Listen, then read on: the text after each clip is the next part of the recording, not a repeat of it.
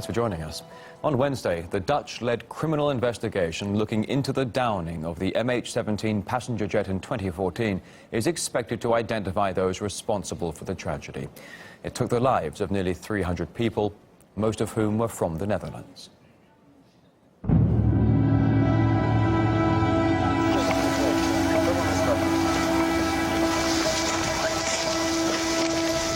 Издалека казалось, что это какие-то просто тряпочки, ошметочки. Оказалось, это тела людей.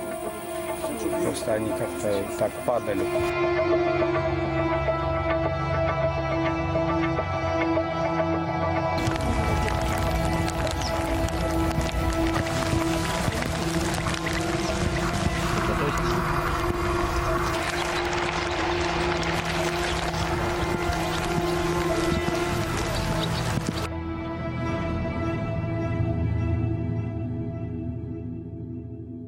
And RT's Paula Sleer reports from the Netherlands, where the new findings will be presented.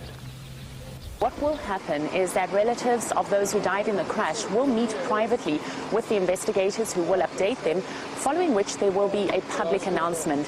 Now, what we are expecting is that we will be told from where exactly the missile was fired and what type of weapon was used. But Dutch investigators have already cautioned that they won't be naming culprits. This despite the fact that already some relatives have filed a lawsuit with the European Court of Human Rights against Ukraine for not closing its airspace. There were a number of international carriers like British Airways and Air Berlin who in the months prior to the tragedy were no longer using Ukrainian airspace because of the conflict that was happening there. Most of the passengers on board this flight were Dutch, and here in Holland there's a real sense of sadness and loss and a wanting to find out exactly what happened. We have been fortunate in that we managed to catch up with some of those who were the most affected by this air disaster. Hell, really hell. It's very hard when you lose a child, and we lost two. Celine's 25-year-old son Bryce and his girlfriend Daisy were among the 298 people who died above the sunflower fields of eastern Ukraine. For more than 2 years, the shattered family has been waiting for answers.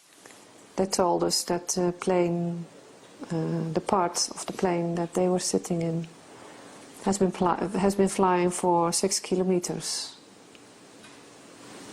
before it crashed. So I'm not sure if they were aware of what was going on. That's a nightmare as well. It's a movie in my head that I can't get out of it. A handbag, 2 T-shirts, boarding passes and a few body parts were all that was returned to Celine and her family. Everything else was burnt beyond recognition. A stark reminder of that lies in the heart of this town in the Netherlands, where 15 bronze sunflowers cast shadows on those walking past. This town was the worst hit by the air disaster. 15 residents, including 3 families, were killed. Everyone here knows someone who was on board that ill-fated plane. Everything was quite like 9/11, so on a smaller scale, but like 9/11, because nobody can believe that that's happened. And more than 2 years on, the town has yet to recover. Next to the main Catholic church grow sunflowers whose seeds were taken from the crash site in Ukraine. Of course we'd like to hear who did it and why. Why? Was it on purpose or by accident? Who and why? I just need to know. I have to know. Paula Sleer, RT, Hilversum, the Netherlands.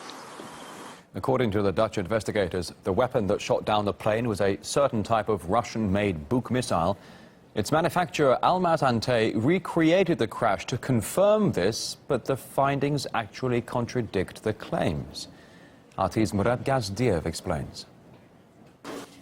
A similar plane and the same type of missile, which Dutch investigators say felled MH17. And right off the bat, we've got a number of problems. For a start, the shrapnel damage doesn't match. The suspect missile has butterfly-shaped projectiles, which unsurprisingly leave butterfly-shaped holes. The damage done to MH17 is inconsistent with that. The holes are round, they're jagged. you don't exactly see butterflies, do you? So how could they have been made by the same missile? Well, here the Dutch investigators named their type of missile based on just 3 fragments found on the site. And just so you understand, each missile carries thousands of them. Almazantay says the first fragment is much smaller than you would find in a book missile. Another simply disappeared from the investigation with no reason given. The third fragment, shaped like a butterfly, was found, we don't know where. Dutch investigators don't say, contrary to the investigation's own rules. In early 2015, the Dutch Safety Board reached out to us for a technical consultation on the matter. We provided them with all the requested information, including things that were classified at the time. But considering the importance of the incident, the decision was taken to declassify them and to provide them to the Dutch side. I can only add that during the early stages, Dutch specialists often use largely unverified information. Quoting Wikipedia on technical details, I'm being quite serious. When Almazantay blew up their missile, almost every single piece of shrapnel penetrated the plane, and most went right through out the other side.